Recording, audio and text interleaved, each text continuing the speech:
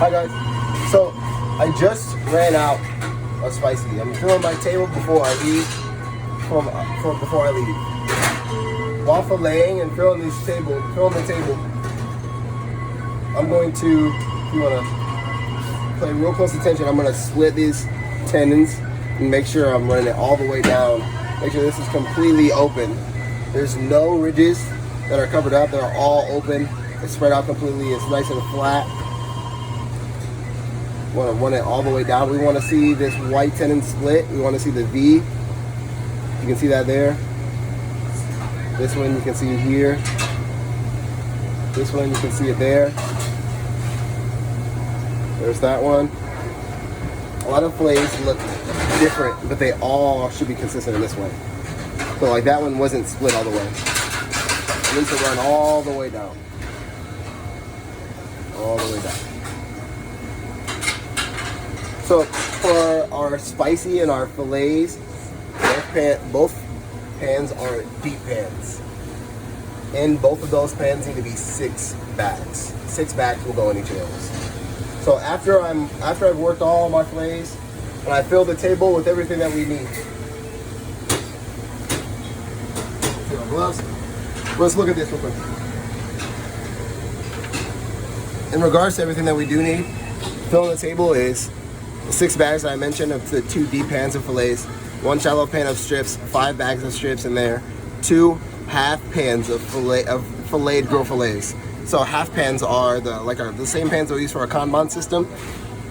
It is not 2.5 pans. It's 2 half pans. So and then 2 half pans of grilled nuggets. The 1 deep pan of spicy fillets, 6 bags in there, and then 18 bags of nuggets. This was 15 before, it's 18 now. We reallocated that to make sure that it's consistent with all of our food cost goals that we have right now. It's gonna make it much more trackable, much more measurable for us to make sure we're not wasting out nuggets. So that's what the filling the breading table consists of. So now we're gonna come over here. For filling my spicy fillets, I'm gonna come over here and I'm gonna grab my chart first. I'm gonna grab my chicken tracker chart. I'm gonna come over to the walk-in freezer. And the first thing I'm looking at, this is what we really need to pay close attention to. These are spreading out too much. So we see here 2 and 3 are pool, and it skips to 7, then it skips to 9 through 11, and it skips to 17, all the way to 17. So we know these are all here. The main purpose of this chicken tracking is to make sure that we're using our chicken accordingly, so that it's like a first in, first out method. So we need to find these gaps. We need to make sure that we're getting rid of these. That way we can continue to work down in a efficient rotation. So we're gonna come in here.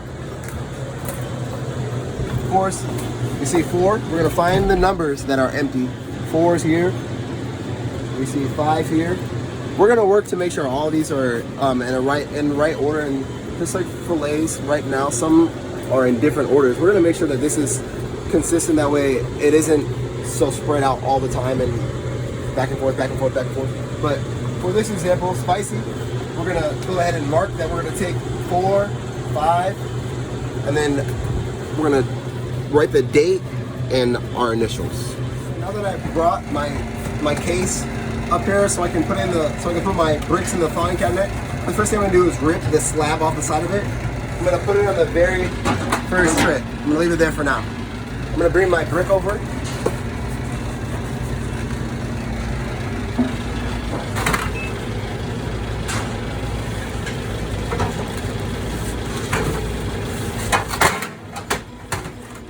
Over in one motion.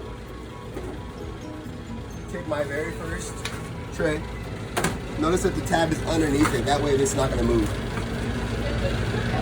Go in here. Where my empty slot is. Slide is that right there.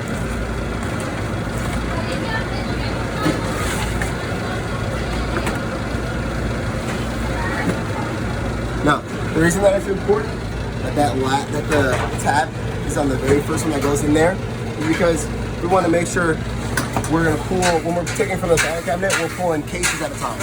We aren't just taking 2 bags, we are taking 4 bags. Anytime that you go in here and you're going to take something out, you have to take a whole entire case. So that way we're able to track that chicken the entire time from the freezer to the thawing cabinet, and then from the thawing cabinet to the breading table. Hey guys, so we're back to our rotation. So we've now filleted a pan of fillets. It's going to go inside of our breading table. We're going to need a saran wrap this pan and make sure that this saran wrap is actually all the way down. That way it separates between the end of the pan and the chicken that's inside, so that when we put this ladle inside of here, it won't touch. This will not touch the chicken at all. This is the label of the slab of cardboard that came out of the case that we pulled. So as we pulled those 3 rows out, we fillet all those fillets, and then we put the slab with this pan. Inside of here is going to be 6 bags, so we're going to need 1 more slab that's going to go in here.